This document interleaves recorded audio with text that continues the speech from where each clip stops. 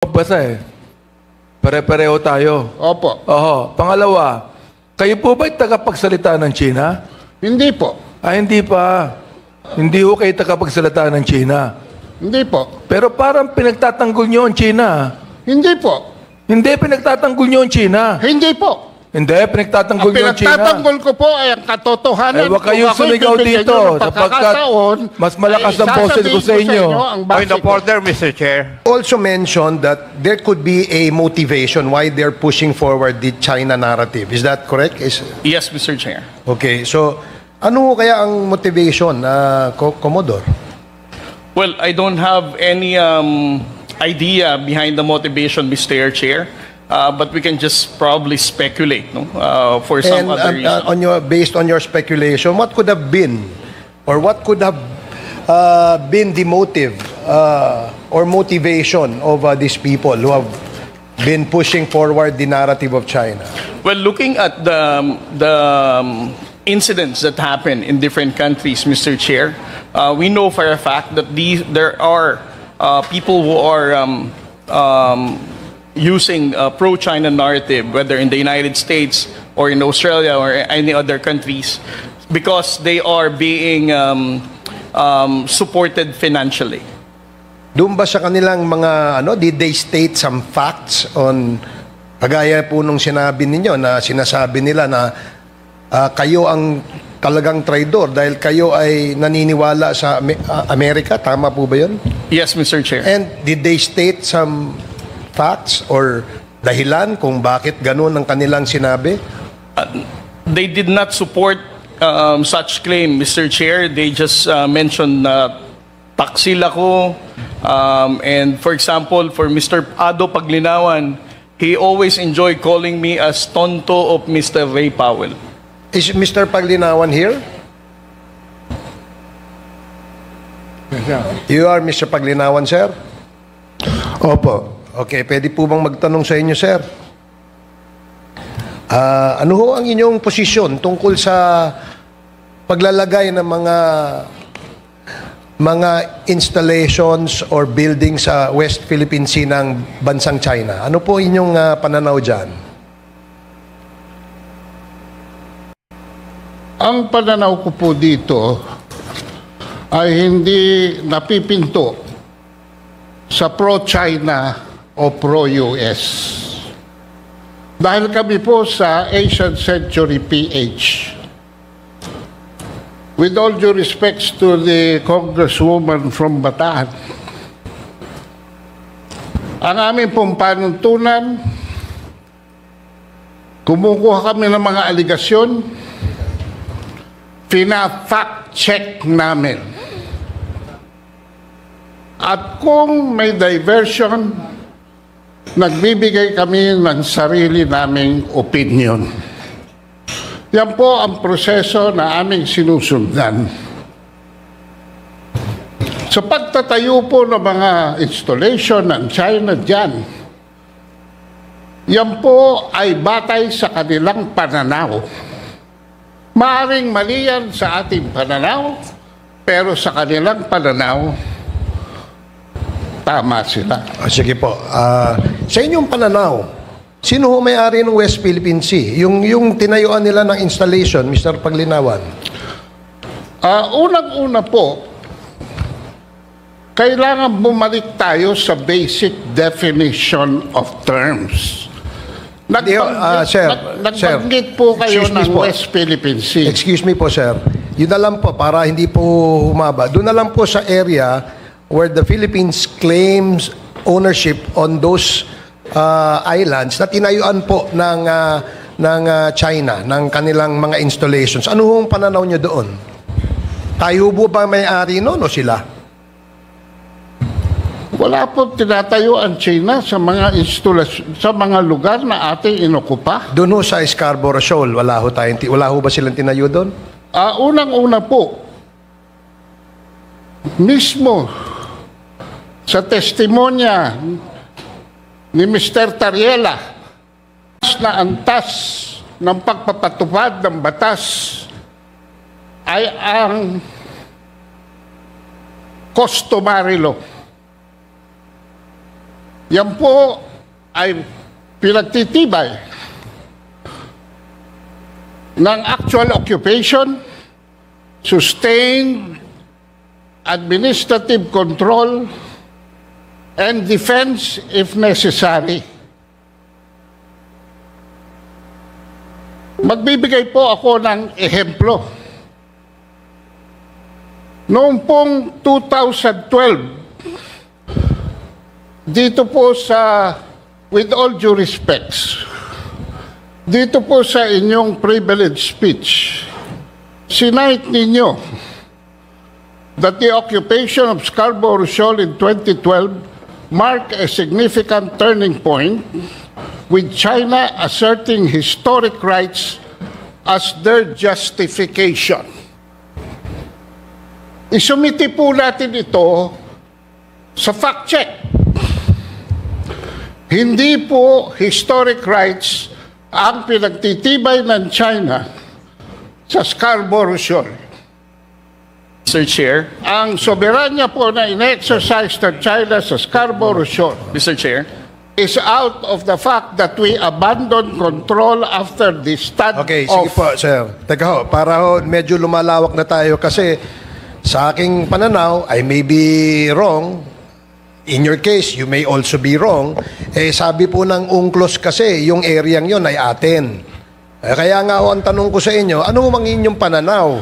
Wala po kayong maipapakita Mr. sa Chair? akin. Mr. Chair. Sa UNCLOS, dayang area na yan. Hindi ho ba naging dispute yan because ho, nagkaroon nga ho, kaya nga ho nagkaroon ng arbitral ruling noong 2016. Dahil po kiniklaim yan at tayo naman po ay kiniklaim nating ating yan. Sige, Commodore Tariela, excuse me lang sir. Wait. Excuse me, sir. Si Order. Commodore Tariela. Let the chair.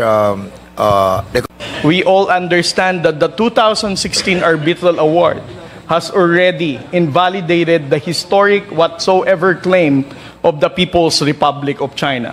So we should not allow Mr. Ado Paglinawan saying all those lies, because as I said, he's a pro-China fake news purveyor, and we should not allow him to say those kind of things in this hallowed hall of the House of Representatives. Mr. Chair, abogado po ba si Mr. Pagliawan? We can ask him. You can ask him personally. Abogado po ba Mr. kayo? Ado, you are now recognized. Chairman Abante is asking a question.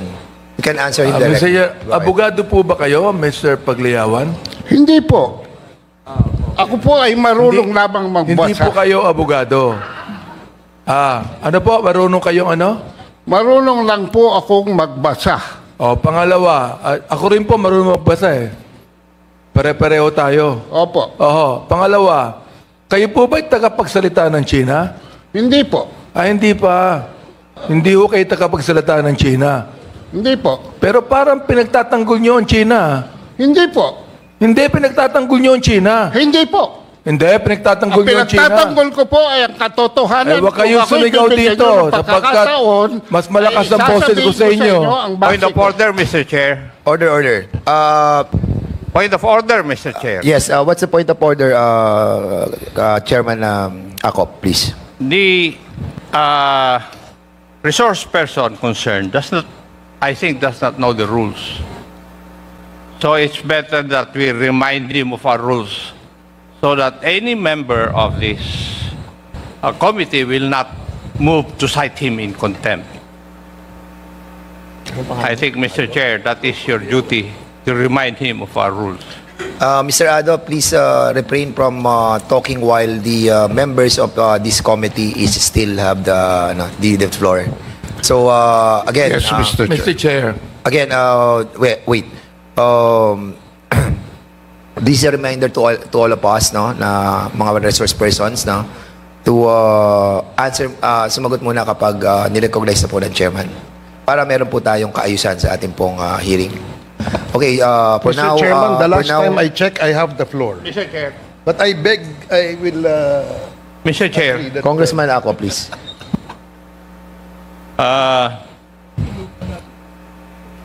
I would like to remind the resource person na kami nga rito, hindi po kami nagsasalita until and unless we are recognized by the chairman. Now, if you're not going to recognize and obey that rule, I'll be compelled to move to cite you in contempt for disrespect. I hope that is understood. Kanina pa ako rito, nakikinig. And if you notice, if I speak, I ask permission from the chair. Why? Because it's the rule.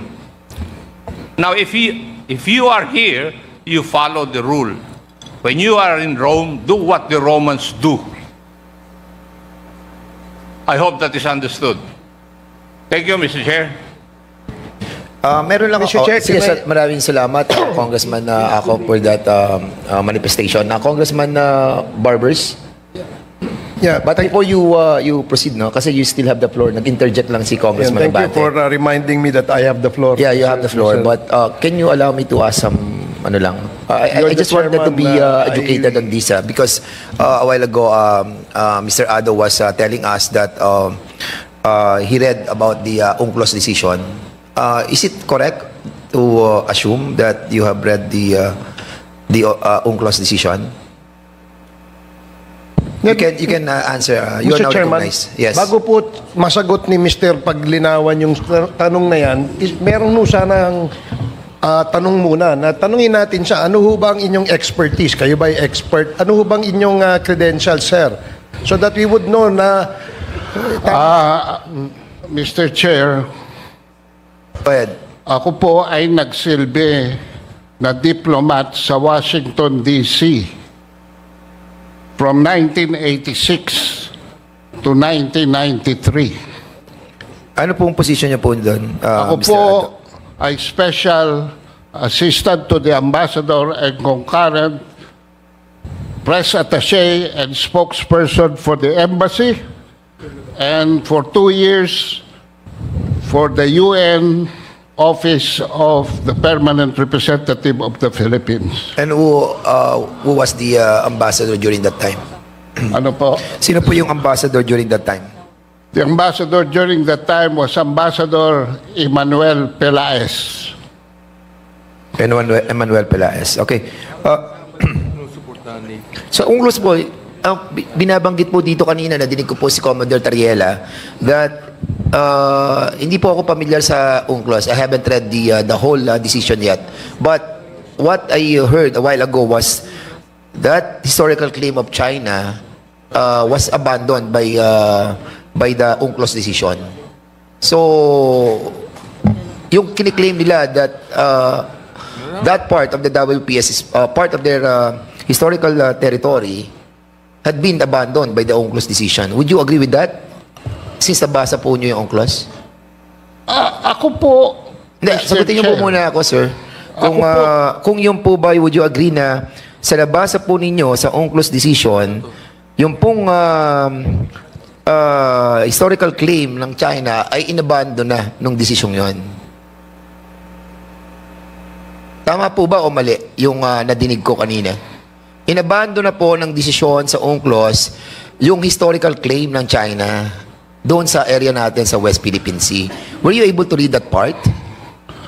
Were you able to read that part? Were you able to read that part? Mr. Chair, binanggit po ni Mr. Mr. Ado, tinatanong ko lang po kung nabasa po ninyo, sabi nyo nabasa nyo yung UNCLOS decision. Ako hindi. Nakikinig lamang po ako sa usapan ninyo at binabanggit po ni Commodore Tariela that it was abandoned, the historical claim of China on that part. So ang tanong ko po sa inyo, nabasa nyo po ba yun? Na inabandon na ng Hindi UNCLOS? po inabandon yon, Mr. Chair. So hindi inabandon ng Imposible UNCLOS. po. Wait. Hindi inabandon ng UNCLOS decision yung historical claim ng China. Hindi po. Mr. Chair, babasahin ko sa inyo ang arbitral ruling. Sige, go ahead. Para maintindihan po namin kung talagang... Dahil marami pong propaganda na kumakalat. Dito tayo sa letra. Can you kindly give us your document that you are holding Ito right po, now? I agree with Mr. Tariela in the 2016 Arbitral Award, paragraph 278. Diniklara po ng Arbitral Award na yung 9-dash line ay walang legal basis. So, Tinatanggap ko po yan. so abandon yan. Opo. Inabandon na yung historical right ng China doon sa 9-dash line. Hindi, nag-create sila. Unang-una po, Mr. Chair, if I may, hindi po naging posisyon ng China sa arbitral ruling yan dahil ang China ay hindi nag-participate sa arbitral tribunal, sa arbitration. Ang nagsumiti po niyan ay ang panel ng Pilipinas. The claims of China in the South China Sea Mr. are Chair. based on historic titles, based on historic Mr. rights, based on history. Mr. Chair. Okay. Mr. Chair. Mr. Chair. Okay, ang tinatanong ko po kanina, kung doon po sa desisyon ng UNCLOS, even without the participation of China on that ruling or on that proceeding, ay inabando na ng desisyon yung historical claim ng China doon sa ating pong parte ng West Philippine Sea. Yun po yung tinatanong ko eh. Hindi po naman UNCLOS ang nagdesisyon, Mr. Chair. Mr. Chair. Arbitral ruling. Yung arbitral ruling. Opo. So yun din po yun eh. It's all Mr. the same. Chairman, if I may, just I don't think he's the right person to speak about the UNCLOS decision. In fact, he's getting confused as to what is the arbitral ruling and what is the UNCLOS. Alam mo, Mr. Chair, may I ask, Mr. Paglinawan, you mentioned kanina you're a diplomat, tama? Opo. Bakit ka naging diplomat? Are you holding a plantilla position in the DFA? Anong position nyo? At the time of my appointment, Your Honor, I was a political appointee. But at the time of my termination of tenure, No, I was certified by the Sir, President to sir. have already been joined the ranks. Sir, hindi ka ho diplomat. Hindi ka ho diplomat. Kasi ang diplomat po, organic po sa Department of Foreign Affairs. Oh, yan po yung mga ambassador. Kayo po ay hindi.